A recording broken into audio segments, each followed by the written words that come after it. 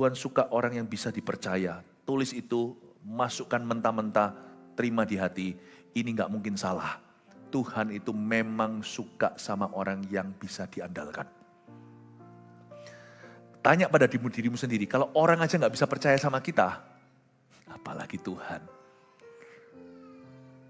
Memang ada orang gak bisa percaya sama kita karena dia gak kenal kita, tak kenal maka tak sayang. Tapi kalau orang yang bersentuhan dengan Anda, berinteraksi, kalau gak bisa percaya dan mengandalkan Anda, apalagi Tuhan. Kalau kita gak bisa mengasihi yang kelihatan, bagaimana kita bisa mengabdi kepada yang tidak kelihatan?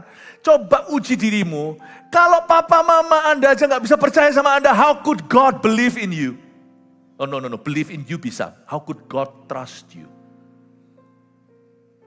Kalau bos kita di dunia di kantor kita nggak bisa percaya sama kita pegang uang selalu kita korupsi, bagaimana Tuhan bisa percayakan kepadamu visi hidupmu tanpa Anda akan mengkorupsi waktu dan mengkorupsi glory.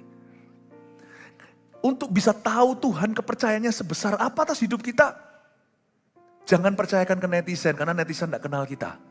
Percayakan orang-orang yang ada di kiri kanan kita. Have you become someone reliable in your life? In their lives, those who live around you. Sudahkah Anda menjadi orang yang bisa diandalkan, bisa dipercaya?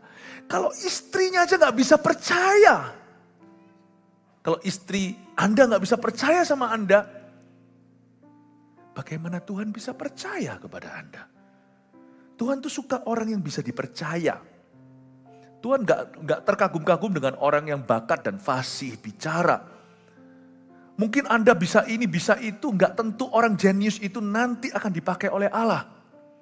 Gak tentu orang kuat karena pertandingan tidak tentu dimenangkan oleh yang tercepat. Mulailah dengan perkara yang sederhana. Belajarlah setia dengan visi orang lain. Kalau dikasih 100.000, pertanggungjawabkan itu.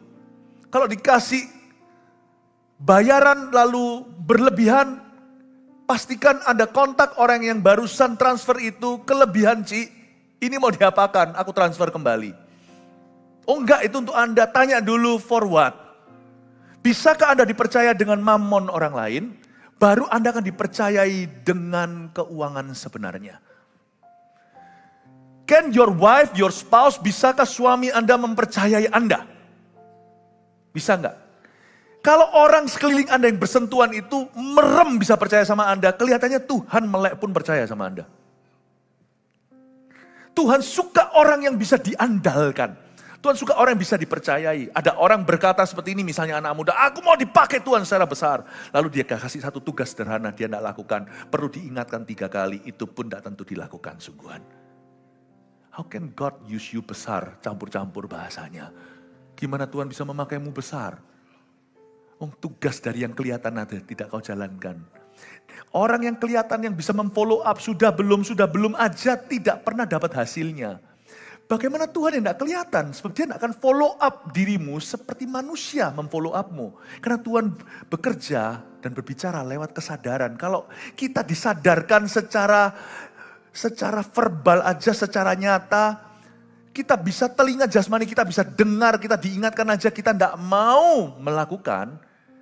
Bagaimana Allah akan mengingatkanmu lewat kesadaranmu? Tuhan suka orang yang bisa diandalkan. Orang yang bisa dipercaya. Itu sudahlah. Tolong itu dimasukkan ke hatimu mentah-mentah. Sudah. Kalau kita mau hidup berkenan sama Tuhan, aplikasinya begitu. Am I trustworthy? Am I reliable? Kalau saya memimpin CG, bisa nggak anggota-anggota saya itu percaya saya? Kalau saya itu di bawah seseorang, misalnya saya CGL, pemimpin CG, atas saya itu coachnya, misalnya laporan dan sebagainya, saya janji Kamis siang. Apakah kita akan tepat waktu dan tepat janji? Gampang sekali untuk bisa mengukur hubungan seseorang dengan Tuhan. Ukurlah dengan hubungannya dengan manusia. Bukan opini manusia loh ya, buah. Bukan opini. Saya selalu berlomba dengan diriku. Saya mau menjadi seorang benaya. Saya mau bekerja di ladangnya. Saya mau garap dan kembangkan all my talents. Semua talentaku. Tak ada satupun yang saya anggap pupuk bawang atau saya anggap sebagai Tidak ada satupun yang saya anggap sebagai cadangan. Setiap karuniaku harus jadi. Saya punya janji sama Tuhan bahwa sebelum mati akan menggunakan semua talenta saya untuk memuliakan Tuhan. Kita juga harus punya janji seperti itu kepada Tuhan Yesus. Tuhan gak mati supaya kita masuk ke sorga. Tuhan mati juga supaya hidup kita bermakna.